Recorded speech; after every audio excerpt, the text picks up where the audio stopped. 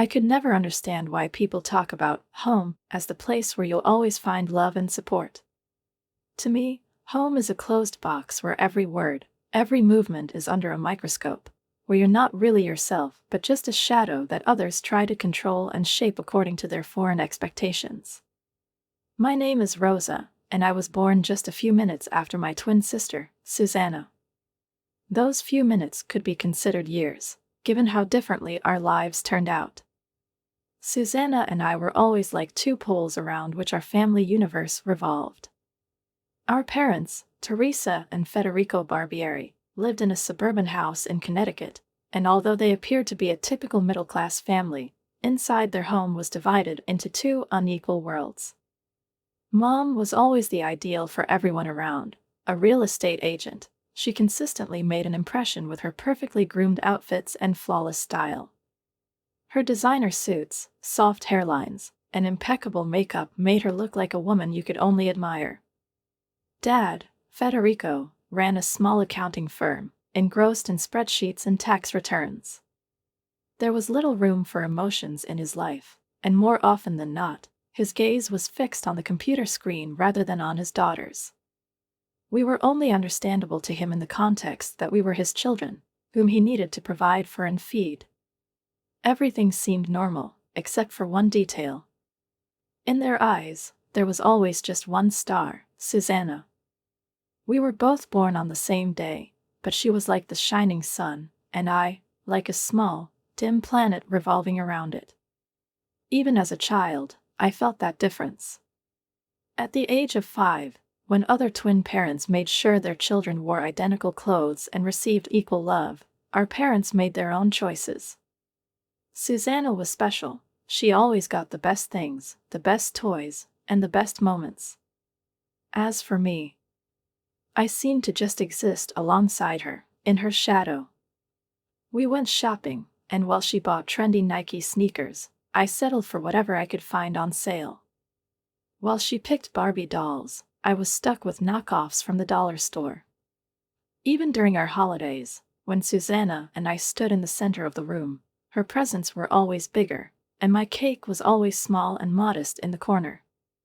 And all of this wouldn't have been so painful if it weren't for one small but important detail. Susanna wasn't just the central figure for our parents, but for everyone around. In family photos, she was always in the center, surrounded by attention. I remained somewhere on the periphery, in a cheap dress bought at the local store. Yes, I often had to stay in the shadows, and I accepted it, but there was one place where I could find at least some comfort. It was our shared space with Susanna, our bedroom, where we slept side by side. I often lay on my little bed and looked at the glowing stars on the ceiling. Susanna had twice as many, and it seemed even the universe above us played favorites. But the worst part wasn't that I didn't get what I wanted, but how others looked at me. I could stand in front of people, speak to them, try to get their attention, but their gazes would always shift to Susanna, her sparkle and charisma. Even in our class, when we finally started school, when I hoped everything would change, and the teachers would see us both equally, nothing turned out differently. Susanna was always ahead, and I, as usual, remained in the shadows. The first morning at school was so important to me. Susanna and I stood in front of the house in our new school uniforms, so alike in our plaid skirts and white blouses. I hoped that maybe now things would change, and Mom would look at us both equally. But no. As always, she gave all her love and attention to Susanna. "Susanna, darling, tilt your head a little to the right." Perfect, I heard her voice, and something in my chest tightened again, as if everything I felt became unbearably sharp once more. We were wearing the same clothes, but she found a way to make Susanna shine brighter than me. I stood next to her, and even the sky above us seemed to watch this silent favoritism, highlighting Susanna in its light while leaving me somewhere in the shadow. That moment felt like a blow to me. I always thought that if we were dressed the same, if we started school on the same day, something would change. But even in our school uniforms, I couldn't become equal. There was something elusive in my life that I could never catch. Mrs. DeSantis, our teacher, seated us in alphabetical order, and of course, Susanna sat next to Matthew, while I sat by the window at the last desk. This small change in our school life seemed to give me some hope. At first glance, it was almost fair. I thought that maybe now, with me sitting in full view, with everyone able to see my work, my thoughts, it would somehow change the way I was seen. But soon everything returned to the way it had always been. As soon as the day ended, our old patterns reappeared with renewed strength, and each day became just a repetition of the previous one. Mom's silver SUV would pull up to the curb, and I knew the same scenario would play out again. "Rosa, go straight home and start your homework," Mom said, without looking at me as soon as I got out of the car. I knew that gesture. It was like an automatic movement, a gesture that required neither attention nor interest. After those words, she turned to Susanna, with her bright smile and sparkling eyes. Susanna was getting ready for dance class, while I watched them drive away, leaving me in the same empty house where every morning, every evening, and every moment felt indistinguishable from each other. I need to study, I thought, trying to drown out the pain. I threw myself into my studies, hoping that if I got excellent grades, if I were the perfect student, they would notice me. Maybe that was my little, unconscious hope. I sat at the kitchen table, methodically solving math problems, practicing writing words, rereading textbook chapters, but no matter what I did, our home remained deaf and empty. I waited to hear the garage door open, to hear Mom and Susanna return home, arms full of successes and praise. And so, as usual, their voices filled the house. Susanna was chatting about her latest achievement, her proud responses echoing through the empty halls of our home, while I sat at the table, tired from futile attempts to draw attention. "Mom, I got an A on my history test," Susanna cheerfully announced, and I knew how she would wait for a reaction, how her eyes would sparkle. Mom casually said, "That's nice, darling," and continued helping Susanna unpack her dance bag, not even acknowledging my efforts. I tried with all my might to meet their expectations. I gathered my perfect grades, every teacher's praise, every golden star on the wall felt like a precious gem that would someday win me the attention of my parents.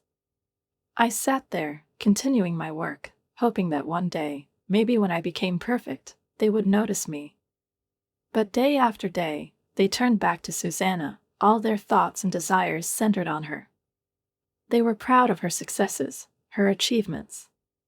As for me, I seemed to be on the side, somewhere on the periphery of their lives. All this time, I tried to find my worth in their eyes, but in the end, it all boiled down to one thing: I wasn't the one, I wasn't needed. And then, at the age of 12, everything changed. One quiet night, after I had finished my homework and went to the kitchen for a glass of water, I accidentally overheard their conversation. I usually avoided eavesdropping, but something in that moment made me stop. I shouldn't have heard, but in that moment, their words left me no choice. Dad was speaking, his voice heavy, and Mom, in response, added, "If Susanna had twins, she would be everything." At that moment, I felt something inside me snap. Mom continued, "We could have wanted a daughter, but there are two of them." And I realized they didn't want me. Mom said, "Susanna is special, she's destined for great things, but Rosa, she's just here." That moment became a turning point. Something clicked in my heart, as if I suddenly understood that all this time I had been trying to earn what they would never give me. I was unnecessary, unwanted, like a shadow that had no place in their light. The glass I was holding slipped from my hands, but I managed to catch it before it fell. I caught it the same way I tried to catch my heart, but I couldn't. After that night, everything changed. I no longer tried to earn their love, no longer sought their approval. Instead, I focused on myself, on my studies, on becoming the best for myself. I stopped thinking about them, about how they saw me. It was a freedom I hadn't expected to find. My already good grades became exceptionally high. One day, Mr. Peterson, my English teacher, praised me, This is exactly the kind of deep thinking I'm looking for. And I felt the aggression rise in my veins when I saw Susanna sitting next to me, tapping her pencil on the desk. Her gaze was full of envy and rage, and in that moment, I realized I might have something she didn't. My hands trembled involuntarily as I stood on the threshold, unsure of what to say, how to start the conversation. There was only one thing in my mind. I needed to see these people, hear them, understand who they were and what they could give me. Just moments ago, I had learned their address, and now I stood before them, as if on the threshold of the unknown. The man with glasses and the woman with gray hair studied me carefully until I finally broke the silence. "Hello," I said, surprised at how steady my voice sounded. I'm Rosa, the daughter of Elisa and Vito Barbieri." At that moment, the old man's face froze, as if he had just heard something unbelievable. The woman, on the other hand, took a step back, as though trying to process my words. "Rosa," she repeated, furrowing her brows, and I noticed how her lips tightened. "But you weren't supposed to know about us." Those words pierced me. Wasn't supposed to. I couldn't understand what they meant, but those words seemed to cut through me. It immediately became clear that I hadn't come here by chance, and that this meeting had been destined by some other, unseen world. Far from my ordinary life, where I adhered to the rules, where my existence was nothing more than a part of a larger system, I suddenly found myself at the center of a story they had never told me. "My mom, she never told you about us?" I asked, unable to hold back the surge of curiosity and pain. The woman sighed, sat down in a chair, and gestured for me to come in. I slowly stepped into the house, which was simple but cozy. The air was filled with the atmosphere of old things, and I felt that here, in this house, everything was connected to real emotions, not wealth and status. I sat down on a chair opposite them, feeling everything inside me begin to flip over. "It's a long story," said the old man, cleaning his glasses. He was old, but his eyes remained clear and alive. "Your mother, she rejected us a long time ago, since she chose another life. But we always knew you were there. You look like her, Rosa." I couldn't believe my ears. The words I was hearing seemed absurd, like something fantastical. Everything I thought I knew about my parents, about my origins, suddenly collapsed, like a house of sand. "But why?" I almost whispered. "Why did she leave us? Why didn't you meet earlier?" The woman slowly stood up, walked to the window, and looked out at the garden, as if trying to calm an inner storm. She turned to me with an expression that was both sad and forgiving. "Because we couldn't give her what she wanted," she said. "We were simple people, living our lives. We didn't have the sophisticated things she was looking for. She left, leaving everything behind. But we never forgot about you, Rosa. You are our blood, our part." Her words pierced me like thorns. Everything I had thought about myself was crumbling before me. I didn't need money, luxury, or the status that attracted my mother, but I realized that I had always sought recognition, sought love and approval where there was none. We sat silently, lost in our thoughts. I was searching for answers, while they had probably long ago learned to live with what was. I was part of their past, but also part of what they could no longer return to. "How did you find me?" I asked, bringing the conversation back to its original course. The woman smiled, her eyes softened, and she sat down beside me. "We didn't look for you, Rosa. You came to us on your own. Once, your mother said that if you ever decided to know the truth, you would find us. And now, here you are." I felt tears welling up in my eyes, but I didn't try to hold them back. Here, among these people, I felt, for the first time, that I was truly understood. My mother, her life, her ambitions, her ideas, none of it was mine.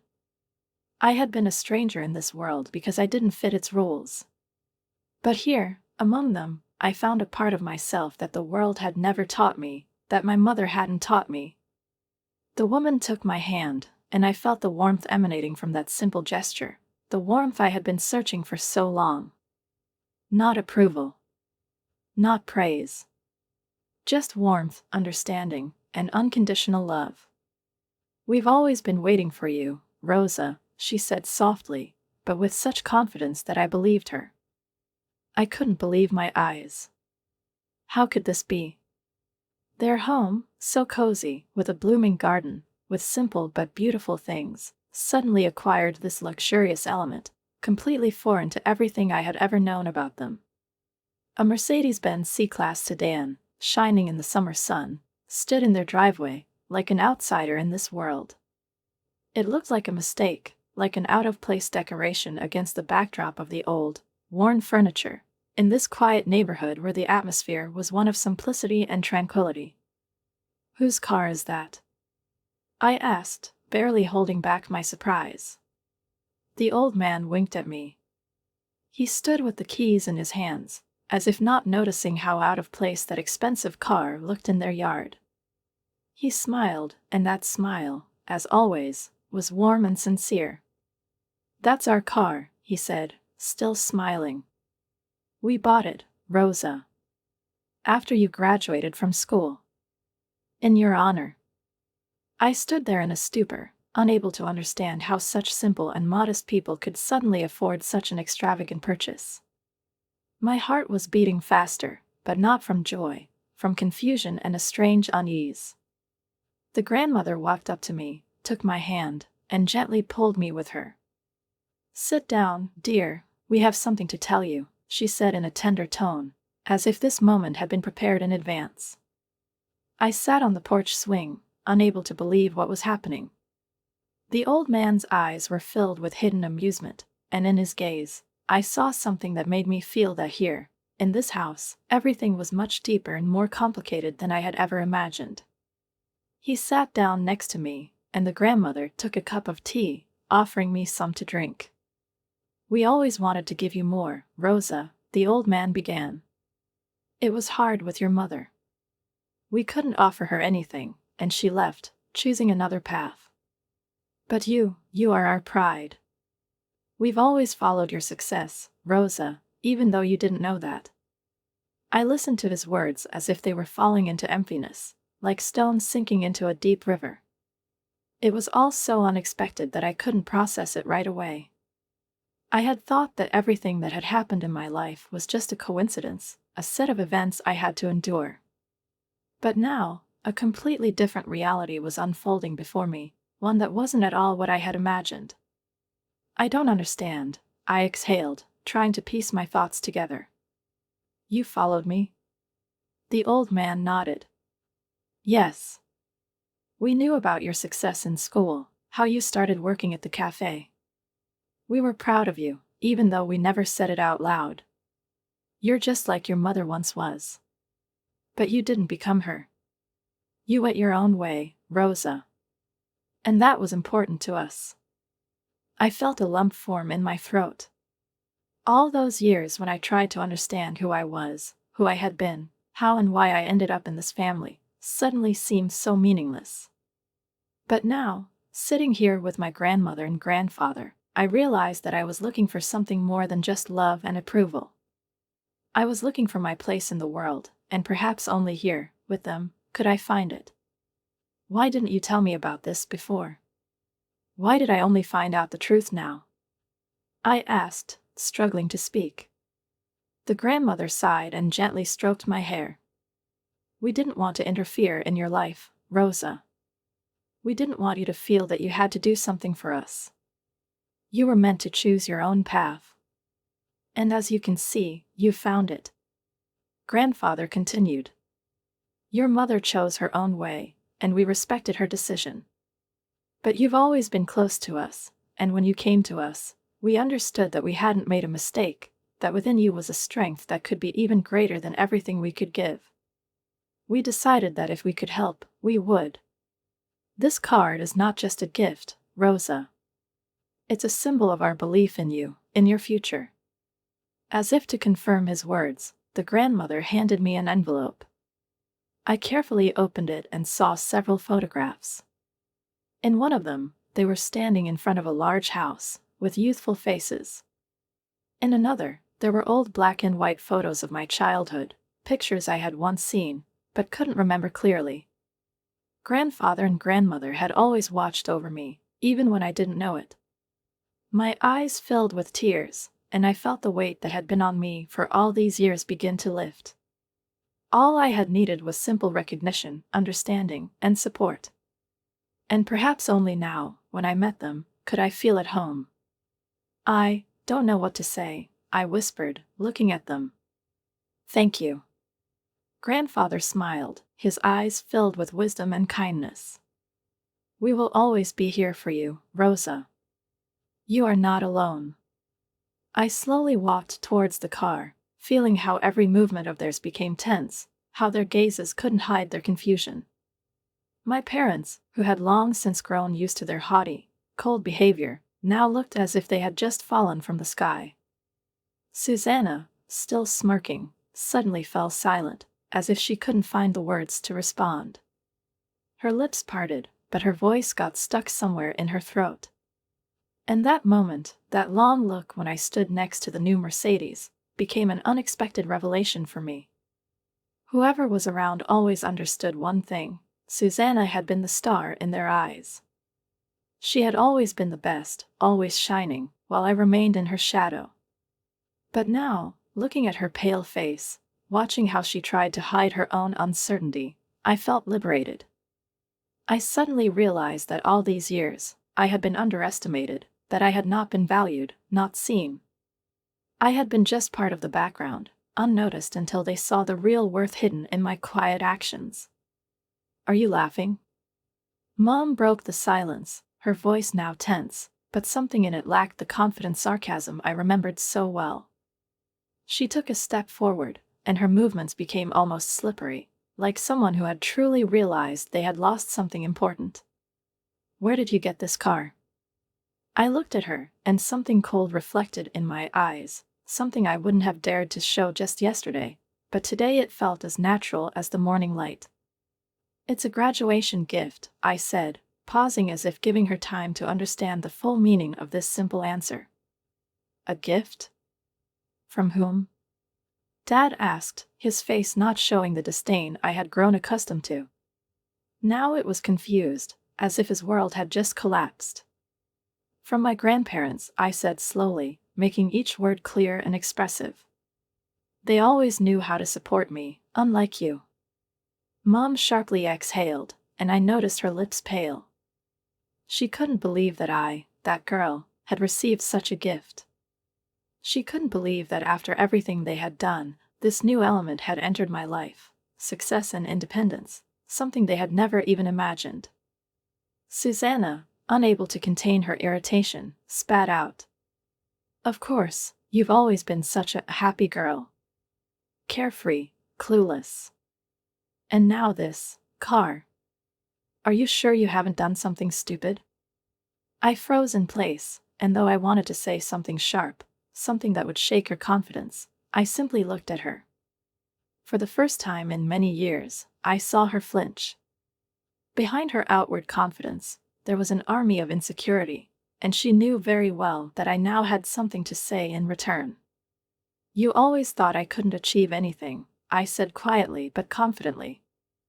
"I was always just a shadow to you, one that couldn't shine. But maybe now you'll understand that I'm not as insignificant as you thought." Mom lowered her head, as if trying to find some justification for herself. I never thought I would see her like this. Once, her gaze had been full of contempt, her word the last. But now, that world had been turned upside down. I watched her fading glance and realized that this was not just a salvation for me, but for them too. I no longer needed their approval. "Do you really think we need this?" Susanna asked, her voice trembling. "We were happy until you showed up with all this. Don't you think it's just a game, that you're trying to prove something?" "No, I'm not playing. I'm living my life," I replied calmly, glancing at my grandparents, who were watching the whole scene with smiles on their faces. Their eyes were shining with pride and support, and I felt how this support became my unshakable shield. And I'm happy with how it's going. As for you, I just won't wait for the moment when you see me as someone you could respect. I don't owe you that. Susanna fell silent, her eyes still full of confusion, but I no longer felt her contempt. I was ready to go my own way now, and perhaps that was the most important thing I needed to understand. My hand tightened around the car keys as I twirled them between my fingers, savoring each moment. They seemed to have still not realized that their pressure no longer had any power. I no longer had to hide my joy. I had spent years concealing my ambitions, but now all of that seemed empty. Empty, like their words, which I no longer wanted to hear. I stood before them, feeling the old Rosa fade away, and at the same time, something new was being born, strong, independent, confident. I watched with a smirk as the expressions on their faces quickly shifted from a sense of control to complete confusion. My mother, unaccustomed to this, seemed to have lost her usual command, standing like a cornered animal. Her nails, always perfectly done, now looked pathetic in this context. All these years, she had tried to hide her pain from her own failures, displaying only a facade of success. Now, she would have to face reality, and that, perhaps, was the most painful trial of all. When I said I wouldn't give up the car, that simple truth caused an immediate storm in their souls. Not only because they were used to thinking that everything in life could be bought and exchanged, but also because their perception of the world was crumbling before their eyes. Father, the old predator in his house, always confident he could control anyone who crossed his path, stood there, dumbfounded. He didn't know what to do with this new person who had appeared before him. I noticed Susanna wasn't as calm as she appeared, though outwardly she maintained her usual self-assurance. But in her eyes, I saw the spark that betrayed her. She wasn't sure of herself. The higher class she had always boasted about seemed to evaporate the moment I arrived. I saw her lips tremble, but she couldn't say anything or figure out what to do. My mother, on the other hand, quickly regained her composure, but something in her movements felt unnatural. It was her last attempt to maintain control, her last hope of restoring the old, familiar order. You do realize you can't just leave things as they are? Her voice sounded like a complaint, but there was none of the usual confidence in it. I looked at her calmly, then at my father, standing slightly aside, waiting for me to back down. I was supposed to give in, wasn't I? Right? But that didn't happen. I truly felt that this wasn't just any conversation. It was the moment when I was saying goodbye to their power. Saying goodbye to what they had tried to hold in their hands for so many years. It was the moment when I didn't give in. When I became myself, and they became nothing more than characters in my story, rather than the center of it. When I opened the trunk, they still didn't believe I could leave. But there were my suitcases. It wasn't just a collection of things. It was my rejection of their world, my rejection of their ways. And I knew I wasn't coming back. You can't just leave like that. Dad snapped, stepping forward, his voice becoming more and more desperate. He was trying to maintain the appearance of control, but I could feel that control slipping through his fingers. I'm not staying here, Dad.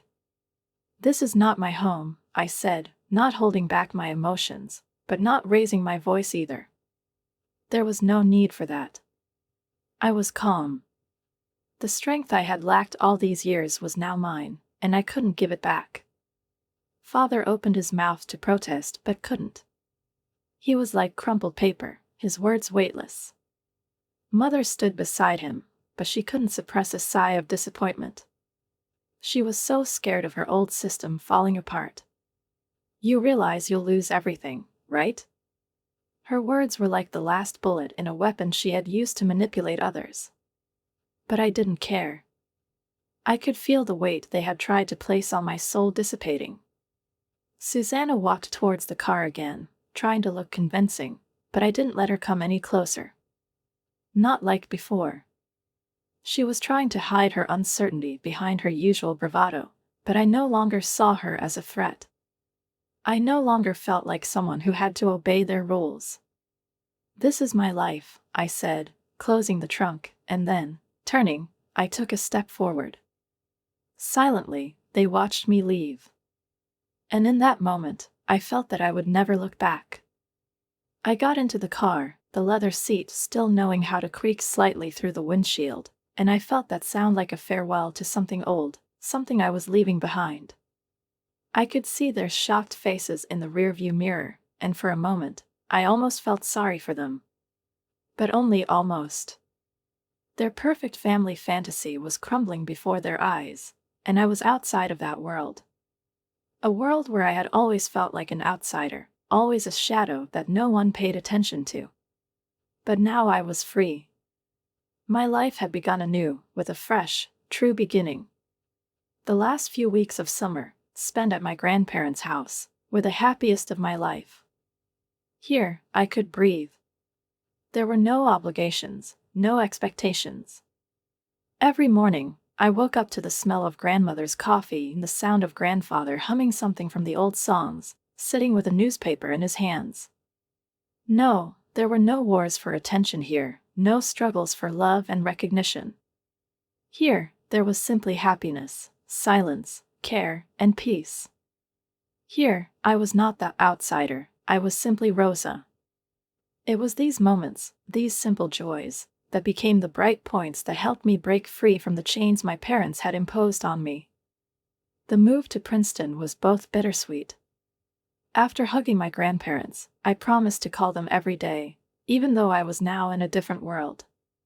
They were happy for me, proud of my achievements, but something warm and cozy about their home stayed with me in my memories. When I got into my Mercedes, packed with things ready for a new life, I felt as though I was standing at a crossroads. It was a crossing of borders, the border between my old life and my new one.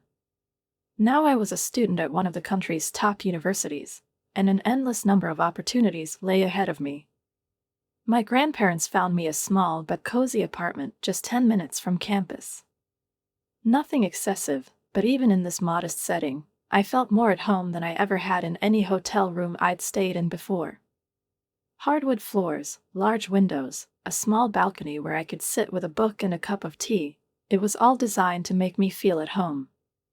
Despite my protests, my grandmother insisted on paying the rent. It was important for me to maintain at least some sense of independence, so I took a part-time job at a local coffee shop. The irony was that now I was serving coffee again, but by my own choice, not out of necessity. My colleagues were fellow students like me, with whom I could talk about life and dreams. For the first time, I felt like I was making real friends, not just people I had to interact with. One Sunday, about a month into the semester, my grandmother called me. "I have some interesting news," she said, with a somewhat mischievous tone in her voice. When she began telling me, I could feel the blood draining from my face. My parents had visited them. As usual, my mother was being fake, smiling and making excuses in her usual manner. She was asking about my grandparents' financial situation and hinting at Susanna's upcoming birthday. My father, as always, was inspecting the house, probably trying to figure out how much money my grandparents had left in their bank account. "What did you tell them?" my grandfather asked, and I could hear the tension in his voice. They still didn't know how to respond and couldn't understand that everything had changed. "We told them that we had already decided what to do with our money. It would all go to you." I imagined them standing there, frozen, struck by those words. Oh, how pleasant it was to listen to my grandmother's story, as she fought to hold back a smile, not bothering to hide her irony. The one who had been their object of manipulation, the one they had tried to control, had now become the one who dictated the rules. And they couldn't do anything about it. "What did they feel?" my grandfather asked again, and I could hear the hidden smile in his voice. Let's just say Teresa's smile didn't seem quite as sincere anymore. I couldn't help but laugh, imagining her face at that moment. Grandmother added with a quiet laugh, "We told them not to come back." and I blocked their numbers and all their social media accounts. Susanna, too. I knew what would happen next: sudden confessions of love and regret, offers to start over as one big happy family. But I didn't need any of that. I was no longer part of that family. I had become part of another life, a life where my dreams mattered. I no longer needed their approval, nor was I seeking their love. I didn't need their games and manipulations. Now, I sat in Princeton lecture halls, absorbing knowledge, enjoying the process of learning. As I took notes, I no longer thought about how I once prayed for my parents' love. I didn't need that anymore. In return, I had received so much more: respect for myself, support, and the freedom to be myself. My phone buzzed quietly in my pocket. Maybe the study group was confirming our meeting at the library. Or maybe it was Jake, the nice guy from my psychology class, who often asked me to bring him coffee, but I no longer felt obligated to do that. In this ordinary life, amidst studies, friends, and future possibilities, I was finally happy.